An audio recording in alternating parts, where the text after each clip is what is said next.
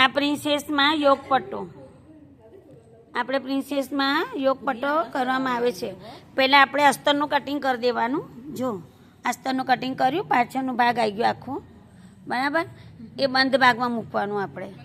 અને આ યોગ આવ્યું, પછી એના પાછળ તમારે આ વચ્ચેવાળું ભાગ આવી ગયું, બરાબર. આ બાયો એક સાઈડમાં થઈ ગઈ અને પેલું યોગ પટ્ટો આવી ગયો. પહેલાં આપણે જ્યારે આપણે સીવશું ને હવે, ત્યારે અમને કટિંગમાં જ ખબર પડી જશે. પહેલાં હું તમને ખાલી રીત બતાવી દઉં છું કેવી રીતે મૂકવાનું, શું કરવાનું. આવી રીતે કાપડનું પહેલાં કટિંગ કરી દેવાનું. એના પર આ ડબલ કરી આ કાપડ ડબલ લેવાનું, 2 ભાગ લેવાના, 2 ભાગ. આ 2 ભાગ લીધા એ પ્રમાણે એના ઉપર આ મૂકી દેવાનું. મૂકીને સાઈડમાં આપણે ચોંટાડવાનું નથી, પીનોથી લગાવવાનું નથી, ડાયરેક્ટ કટિંગ કરવાનું છે. કટિંગ કર્યા પછી તમારે એમાં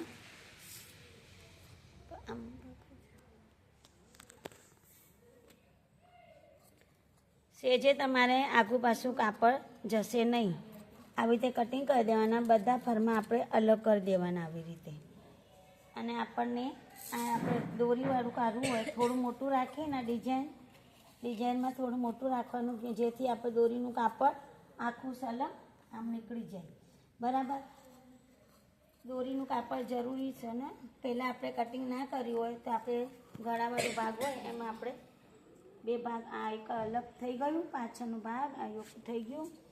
આમાંથી તમારે બાયનો ભાગ અલગ કરી દેવાનો.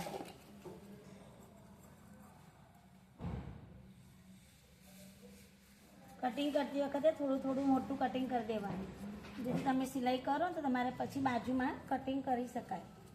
કાપડ રાખવાનું થોડું મોટું. આ બાયનું કટિંગ થઈ ગયું, બરાબર.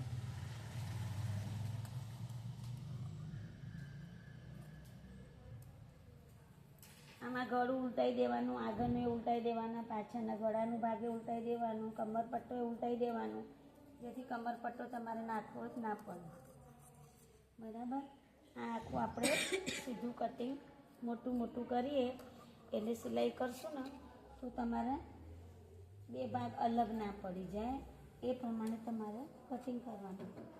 પહેલાં તમારે 2 ભાગ અલગ કરીને ચોંટાડી શકાય. ચોંટાડવું હોય તો પણ ચોંટાડે. આ આખું કાપડ નીકળ્યું એ દોરી માટે આપણે યુઝ કરવાનું, બરાબર. અને તમારે હવે આવી રીતે 2 ભાગ અલગ કરી દેવાના. આ 2 ભાગ અલગ કરે ને જે પ્રમાણે. હવે એક ભાગ તમારે અહીંયા ગળામાં આવી જશે.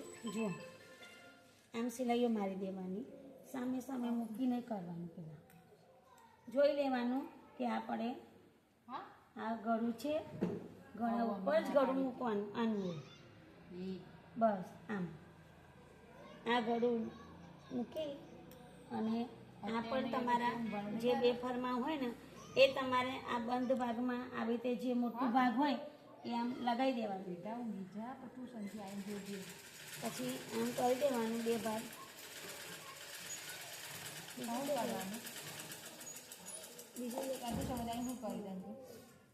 આમ લગાવી દેવાનું. આપણે ફેવિકોલ હોય તો ફેવિકોલથી ચોંટાડી દેવાનું, ના હોય તો આપણે અહીંયાથી સીધી સિલાઈઓ મારી દેવાની. સિલાઈ મારી પછી આનું માપનું એકદમ રેડી કટિંગ કરી દેવાનું. બધા પીસને તમારે આવી રીતે કરવાનું. પાછળના ભાગમાં આવી રીતે આ ખોલી દેવાનું. પછી તમારે આ સીધું ભાગ રાખવાનું. આ સીધું ભાગ રાખવાનું.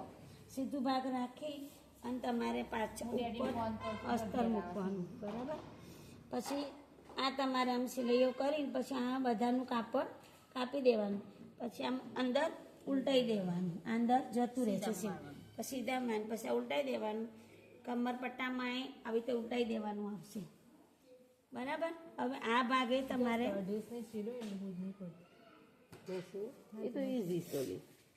પહેલાં સામે સામે આ 2 ભાગ આમ મૂકી દેવાના, એટલે તમને રેડી ખબર પડી જાય કે ભાઈ આ ઊંધું સીધું નહીં થતું. જો આ તમારા કમરપટ્ટો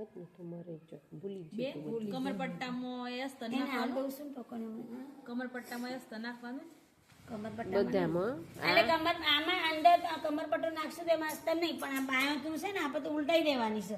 આ સીધામાં બાય લગાવી અને અહીંયા સિલાઈ મારી દેવાની. એ સિલાઈ મારી અને સીધું તમારે અહીંયા પલટાઈ દેવાનું, એટલે આખી 4 કોર સિલાઈ આવી જશે. આ તમારા પ્રિન્સેસમાં યોગ પટ્ટો તૈયાર.